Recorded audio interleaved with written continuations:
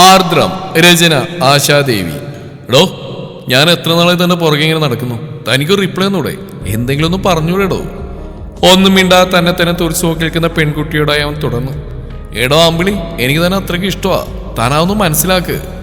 കോളേജിലേക്ക് പോകാനായി bus സ്റ്റോപ്പിലേക്ക് bus കാത്തിരിക്കുകയായിരുന്നു അമ്പിളി. അവന്റെ മുഖത്ത് പ്രതീക്ഷകളുടെ ഒരു തീണ്ടിനാളം അപ്പോഴും എരിയുന്നുണ്ടായിരുന്നു. അത് വിവേക്, എനിക്ക് തന്നെ. അവളെന്തോ പറഞ്ഞു തുടങ്ങിയതും പെട്ടെന്നാണ് ഒരു വലിയ ശബ്ദത്തോടെ അമ്പിളിക്ക് പോകാനുള്ള ബസ് ദൂരേന്ന് അവർക്കരികിലേക്ക് കുണുങ്ങി കുണുങ്ങി വന്നത്. ഉത്സവഘോഷയാത്രയിൽ തലയെടുപ്പോടെ നടന്നു വരുന്ന കൊമ്പനാനയെ പോലെ ചിഹ്നം വിളിച്ച് അവർക്ക് മുമ്പിലായി ബസ് സഡൻ ബ്രേക്കിട്ട് വന്ന് നിന്നു. വെപ്രാളത്തോടെ ബാഗ് തോളിലേക്ക് വലിച്ചിട്ട് അവൾ അവനെ നോക്കി. എന്നിട്ട് കയ്യിൽ ചുരുട്ടി പിടിച്ചിരുന്ന ഒരു കടലാസ് കഷ്ണം അവന്റെ കയ്യിൽ തിരികെ വെച്ച് കൊടുത്തു. അവനെയൊന്നും നോക്കുപോലും ചെയ്യാതെ അവൾ ബസ്സിലേക്ക് ഓടിക്കയറി. ബസ്സിലേക്ക് കയറുന്ന അവളെ വിവേക് സംശയത്തോടെ നോക്കി. എന്നിട്ട് തന്റെ കയ്യിൽ അവൾ വെച്ച് തന്ന പേപ്പർ ചുരുളൊന്ന് തിരിച്ചു മറിച്ചു നോക്കി. അതിലെന്താണെന്നുള്ള ആകാംക്ഷയിൽ അവൻ ആ പേപ്പർ ചുരുൾ മടക്കുകൾ ഒരുതരം വെപ്രാളത്തോടെ നിവർത്തി നോക്കി. കറുത്ത മഷിയാൽ മനോഹരമായ കൈപ്പടയിൽ എഴുതിയിരിക്കുന്ന അക്ഷരക്കൂട്ടങ്ങളിലേക്ക് അവൻ കണ്ണോടിച്ചു. എത്രയൊക്കെ ഒഴിഞ്ഞു മാറാൻ ശ്രമിക്കുമ്പോഴും കരയെ വീണ്ടും വീണ്ടും പ്രണയിക്കുന്ന തിരമാലയെ പോലെ, നീ എന്നെ എന്തിനാണ് വിവേക് ഇങ്ങനെ സ്നേഹിക്കുന്നത്? നീ എന്നെ ഇത്രമേൽ സ്നേഹിക്കുമ്പോൾ ഞാൻ എങ്ങനെയാണ് ആ സ്നേഹത്തെ കണ്ടില്ലെന്ന് അടിക്കുന്നത്? പ്രണയത്തോടെ പൂവിനെ ചുംബിച്ച് മധുരം തുകർന്ന് പാറിപ്പോകുന്ന പൂമ്പാറ്റയെ പോലെ നിന്നിലെ പ്രണയത്തിന്റെ തേൻ നുകരാൻ നിനക്ക് ചുറ്റും ഒരു പൂമ്പാറ്റയെ ഞാൻ പാറി നടക്കും. അതേ വിവേക്, ഞാൻ നിന്നെ പ്രണയിക്കുന്നു, ഈ ലോകത്ത് മറ്റെന്തിനേക്കാളും. അവന്റെ മുഖം ഉദിച്ചു വന്ന പൂർണ്ണചന്ദ്രനെ പോലെ വെട്ടിത്തിളങ്ങി. സന്തോഷം കൊണ്ട് അവന്റെ കണ്ണുകൾ നിറഞ്ഞു. പെരുവഴിയാണെന്ന് പോലും നോക്കാതെ പരിസരം മറന്നൊരു കൊച്ചുകുട്ടിയെ പോലെ അവൻ സന്തോഷം കൊണ്ട് അവിടുന്ന് കൂകി വിളിച്ച് തുടിച്ചാടി. ബസിന്റെ വിൻഡോയിലൂടെ തലയിട്ട് പുഞ്ചിരിയോടെ തന്നെ എത്തി നോക്കുന്ന അവളെ അവൻ ഇമ വെട്ടാതെ നോക്കി നിന്നു. വീടിന്റെ ജനൽപ്പടിയിൽ കണ്ണീരോടെ ചാരിയിട്ടിരിക്കുന്ന അമ്പിളി ഓർമ്മകളെ കെട്ടുപിടിച്ച് പുറത്തു വന്നു. എല്ലാം ഇന്നലെ കഴിഞ്ഞ പോലെ തോന്നിയവൾക്ക്. നാട്ടിലെ തന്നെ പേരിട്ട ബിസിനസ്മാൻ രാമനാഥന്റെയും സുമിത്രയുടെയും ഏകമകളായിരുന്ന അമ്പിളി. അവൾക്ക് 3 വയസ്സുള്ളപ്പോൾ ഒരു കാർ ആക്സിഡന്റിൽ സുമിത്ര എന്നേക്കുമായി അവരെ വിട്ടുപോയി. രാമനാഥന് ജോലി തിരക്കിൽ കാരണം സ്വന്തം മകളെ ശ്രദ്ധിക്കാനോ സ്നേഹിക്കാനോ സമയം തീരെ കിട്ടാറേ ഇല്ലായിരുന്നു. അയാൾ മകളെ പാടെ അവഗണിച്ചു. പണം വാരിക്കൂട്ടാനുള്ള തിരക്കിൽ ബന്ധങ്ങൾ പോലെ അയാൾ മറന്നുപോയിരുന്നു. മക്കളില്ലാതെ വിഷമിക്കുന്ന രാമനാഥന്റെ അനിയൻ വില്ലേജ് ഓഫീസർ സുദേവനും ഭാര്യ രേവതിയും അമ്പിളിയെ സ്വന്തം മകളെ പോലെ കണ്ട് സ്നേഹിച്ചു. അവരവൾക്ക് അച്ഛനും അമ്മയുമായി മാറി. അവരാണ് പിന്നീട് അവളെ വളർത്തിയത്. അവരായിരുന്നു പിന്നീട് അവൾക്ക് എല്ലാം. രേവതിയും സുദേവനും അമ്പിളിയെ കൊഞ്ചിച്ചും ലാളിച്ചും മക്കളില്ലാത്ത ദുഃഖത്തിന് ആശ്വാസം കണ്ടെത്തി. അച്ഛൻ്റെയും അമ്മയുടെയും കുറവ് അവൾക്കൊരിക്കലും തോന്നിയിട്ടേ ഇല്ലായിരുന്നു. അത്രമേൽ അവരവളെ സ്നേഹിച്ചു. കോളേജിൽ പഠിക്കുമ്പോഴാണ് വിവേകിനെ അവൾ പരിചയപ്പെടുന്നത്.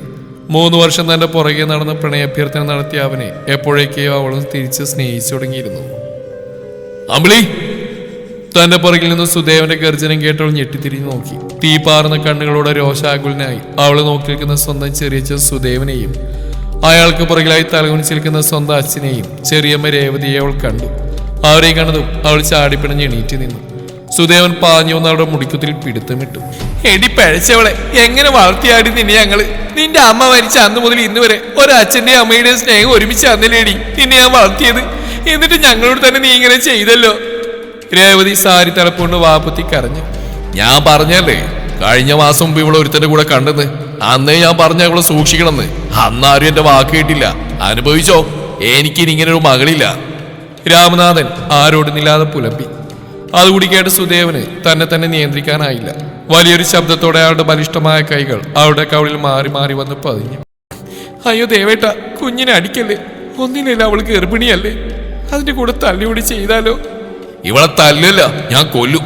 എന്തിന്റെ കുറവാടി നിനക്കോട് ഉണ്ടായിരുന്നേ? നീ എന്ത് ചോദിച്ചാൽ അതൊക്കെ ഞാൻ സാധിച്ചു തന്നിട്ടില്ലേ? നിന്റെ അച്ഛനെ കളർ നിന്നെ കൊഞ്ചിച്ച് ഞാൻ ലേടി നശിച്ചവളെ. എന്നിട്ടും നീ. രേവതിക്ക് ആ കാഴ്ച കണ്ടേൽക്കാനായില്ല. രാമേട്ട, നിങ്ങളുടെ മോളെയല്ലേ ഈ തല്ലുന്ന്, ഒന്ന് പിടിച്ചു മാറ്റി. ഞാൻ എന്തു പറയാനാ?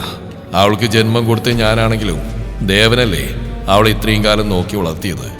അതുകൊണ്ട് ശിക്ഷിക്കാനുള്ള അവകാശവും അധികാരവും എന്നെക്കാൾ കൂടുതൽ അവനുണ്ട്. അവനെ തടയാൻ ഞാനാളല്ല. അങ്ങനെ പറയില്ലേ, ഒന്ന് പിടിച്ചു മാറ്റി. രേവതി കെഞ്ചി. യാതൊരു ദയമില്ലാതെ സുദേവൻ അവളെ തലങ്ങും വിലങ്ങും തല്ലി. അവൾക്കറിഞ്ഞില്ല ശരീരത്തേക്കാൾ വേദനയും നീറ്റലും മനസ്സിലാണെന്ന് അവൾ അറിഞ്ഞു. പറയടി, ആരാ നിന്റെ കുഞ്ഞിന്റെ അച്ഛൻ? ദേവന്റെ ആ ഒരു ചോദ്യം ഇടുത്തി പോലെ അവളുടെ ചെവികളിൽ മുഴങ്ങി. ഒന്നും മിണ്ടാ നിൽക്കുന്ന കണ്ടില്ലേ? ഹാസത്ത് മതി ദേവേട്ട, നിങ്ങൾ പുറത്തേക്ക്, ഞാൻ ചോദിച്ചോളാം അവളോട്. ഒടുവിൽ രേവതിയുടെ നിർബന്ധത്തിന് വഴങ്ങി ദേഷ്യത്തോടെ സുദേവനും രാമനാഥനും മുറിക്ക് പുറത്തേക്ക് പോയി. അമ്പിളിക്കാട്ടിലേക്ക് തളർന്നിരുന്നു. അവൾക്കരികിലേക്ക് രേവതി പതിയെ വന്നിരുന്നു. അവളെ തന്നിലേക്ക് ചേർത്ത് പിടിച്ച് അവളുടെ മുടിഴകളിലൂടെ വെല്ലോടിച്ചു. പറ മോളെ, ആരാ എന്റെ കുഞ്ഞിനെ ചതിച്ച്? ആന്റിയോട് പറ. ആരാണെങ്കിലും അവനോട് ഞാൻ സംസാരിക്കാം. ആരുടെ കാല് പിടിച്ചിട്ടാണെങ്കിലും ഞാൻ നിങ്ങളുടെ വിവാഹം നടത്തിത്തരാം. എൻ്റെ മോൾ ആരാണെന്ന് മാത്രം ഒന്ന് പറഞ്ഞാൽ മതി. ആന്റി, എനിക്ക് നല്ല ക്ഷീണം. ആന്റി പപ്പോ, എനിക്കൊന്ന് കിടക്കണം. ആരുടെയും അനുവാദത്തിന് കാക്കാതെ അവൾ ബെഡിലേക്ക് ചാടി. അവളെ നോക്കി മിഴികൾ തുടച്ചുകൊണ്ട് രേവതി ആ മുറി വിട്ട് പുറത്തേക്ക് ഇറങ്ങി. മുറിക്കുമ്പിൽ കാത്തിരുന്ന സുദേവനെ ദയനീയമായി രേവതി നോക്കി.